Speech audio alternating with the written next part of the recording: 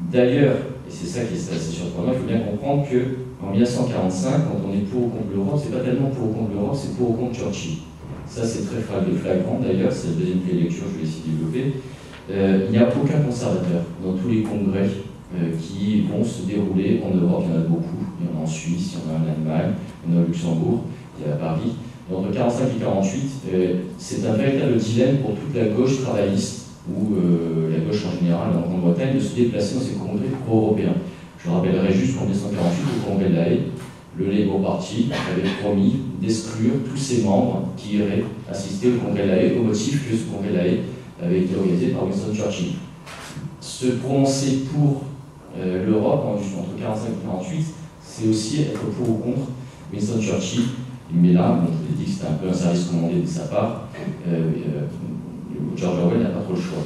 Il faut bien comprendre que George Orwell n'a aucune sympathie pour les mouvements fondés par Winston Churchill, qui est le grand nom de ces mouvements-là. J'en prendrai juste un exemple, mais qui montre à quel point il ne pouvait pas être proche, même sans faire exprès, de ces mouvements-là. Winston Churchill a fondé une organisation en 1947 qui s'appelle United Europe, et parmi les principaux membres de United Europe, vous avez Victor Gollancz, son éditeur, celui qui lui a refusé en 1984. Donc autant dire qu'il n'est pas de ce camp-là. Donc, un service commandé, il était sur place, un engagement qui s'explique surtout par la sympathie pour David Astor qui prend en charge en 1942 le The Observateur. Il a plutôt une antipathie pour Churchill, 1, et 2, tout ce qu'il représente et les gens qui militent dans ces organisations. Donc un engagement qui est pour le moins surprenant.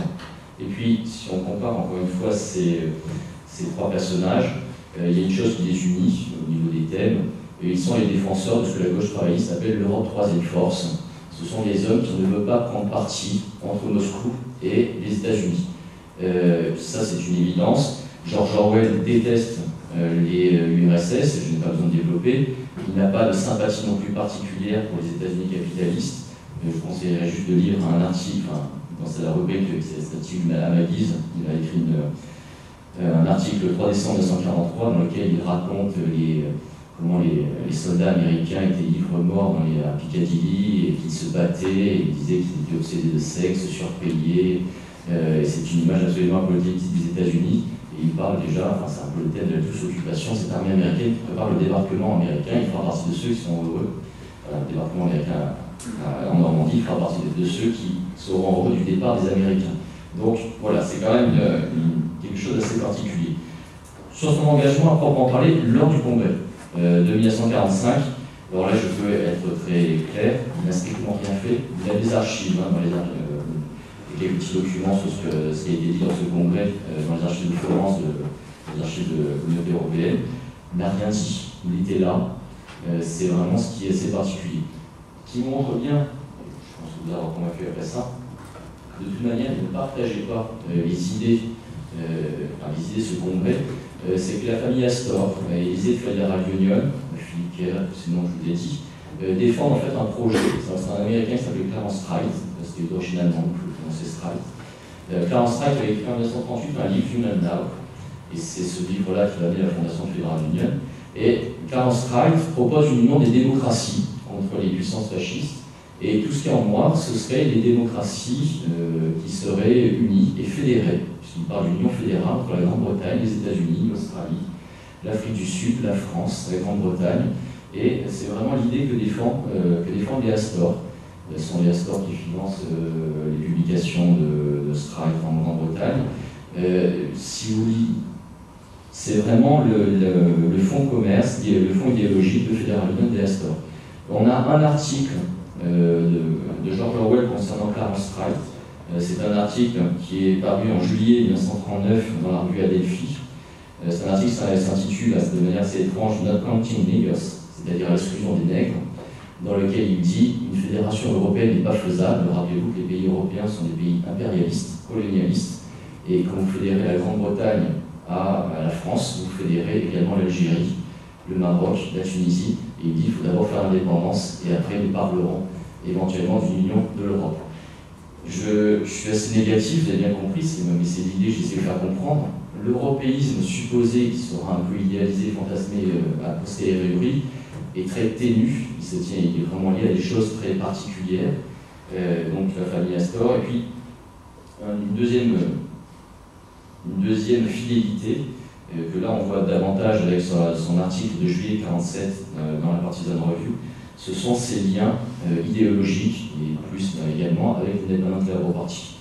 Il faut lire cet article de 1947, Towards European Unity. George Orwell a été réduit à un titre, vers l'unité de l'Europe. Il faut le lire une fois. Quand on regarde le contenu, au-delà du titre, qui est effectivement très enthousiasmant, vers l'unité européenne, comme s'il l'a souhaité. Quand on lit le contenu, d'abord, qu'est-ce qu'il dit? Premièrement, je combats tous les impérialismes. Donc il faudra d'abord donner l'indépendance à l'Inde, donner l'indépendance à l'Algérie, et après nous fédérerons éventuellement les pays européens. Des pays, enfin, c'est presque le slogan léniniste, des pays, les États-Unis d'Europe ne peuvent mener qu'à. Enfin, les slogans des États-Unis d'Europe ne sont qu'impérialistes, par définition. Deuxième chose qu'il développe, c'est le socialisme d'abord. Et il faut se rappeler que l'Independent Labour Party a fondé en 1947, la date n'est pas anodine, hein, l'article date de 1947, l'Independent Labour Party va fonder son propre mouvement pro-européen en 1947, le mouvement socialiste pour les États-Unis d'Europe.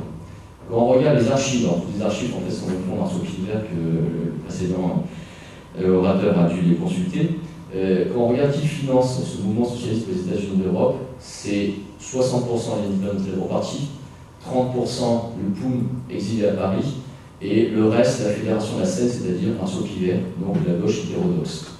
Ils fondent leur propre mouvement. Et ils se battent sur le titre.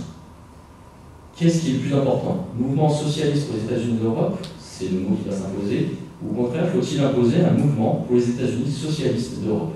On pourrait dire que ce n'est pas c'est quasiment la même chose, mais qu'est-ce qui est important d'abord? Le socialisme, nous fondons d'abord des nations socialistes, puis ensuite nous fédérons, ou est-ce qu'au contraire, nous fédérons d'abord l'Europe, et nous espérons que cette Europe deviendra un jour socialiste? L'article d'Orwell est clair, le socialisme d'abord, le socialisme amènera la décolonisation, et dans un futur très lointain, il y aura une unité européenne. Ça, c'est le deuxième point qu'il faut bien comprendre. Sur ce slogan, il faut citer quand même, il y a des concordances assez troublantes avec un ouvrage de 1944 qui a été rédigé par deux membres du Independent Labour Party, c'est Frank Ridley et Bob Edward. C'est un livre qui s'appelle The Socialist United States of Europe, vous avez exactement les mêmes mots dans cet article, et il développe le thème que je l'ai dit.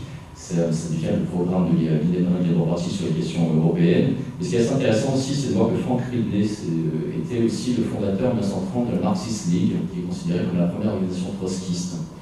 Il faut bien comprendre la connotation qu'a ce terme-là, qui est utilisé dans l'article 47. Socialist United States of Europe, une connotation trotskisante qui montre bien la porosité des idées entre l'Independent Labour Party et certaines organisations trotskistes. Frank Ridley est le fondateur de la Marxist League et également un des dirigeants de l'Independent Labour Party.